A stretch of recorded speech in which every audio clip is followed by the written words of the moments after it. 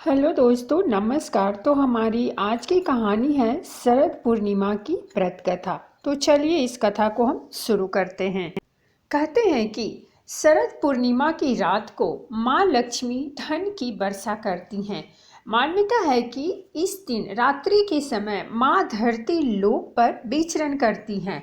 शास्त्रों के अनुसार इसी दिन समुद्र मंथन से माँ लक्ष्मी की उत्पत्ति हुई थी, इसीलिए इसे माँ लक्ष्मी का प्रकाश दिवस भी माना जाता है। शरद पूर्णिमा पर रात्रि के समय माँ लक्ष्मी की पूजा करने का प्रावधान है। यह दिन माँ लक्ष्मी को खुश करने के लिए बेहद खास होता है। इसे कोजागरी पूर्णिमा भी कहते हैं। मान्यता है कि इस दिन चंद्रमा की किरणें अमृत की बारिश करती है, इसीलिए लोग खीर बनाकर इस दिन चंद्रमा की रोशनी के नीचे रखते हैं। शरद पूर्णिमा की पौराणिक कथा के अनुसार बहुत पुराने समय की बात है। एक नगर में एक सेठ की दो बेटियां थीं। दोनों पुत्रियां पूर्णिमा का व्रत रखती थीं, लेकिन बड़ी पुत्री पूरा व्रत करती थी और छोटी पुत्री अधूरा व्रत करती थी।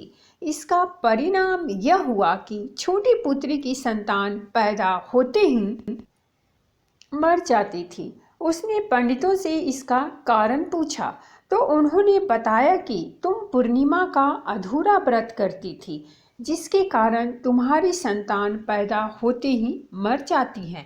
पूर्णिमा का पूरा व्रत विधि पूर्वक करने से तुम्हारी संतान जीवित रह सकती है।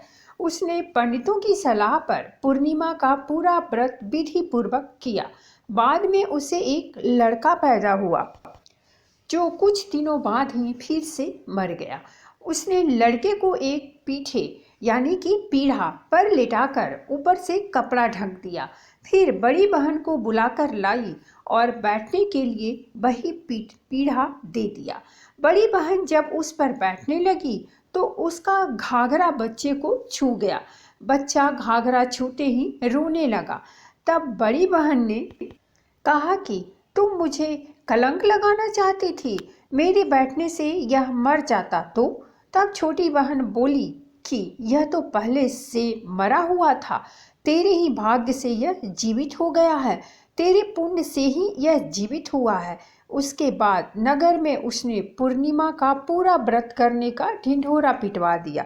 तो दोस्तों, ये थी हमारी आज की कहानी। अगर आज की कथा अच्छी लगी हो तो प्लीज़ हमारे चैनल को सब्सक्राइब कीजिए, वीडियो को लाइक और शेयर जरूर कीजिए। कहानी सुनने के लिए बहुत बहुत धन्यवाद। मिलते हैं हम एक नई कहानी के साथ।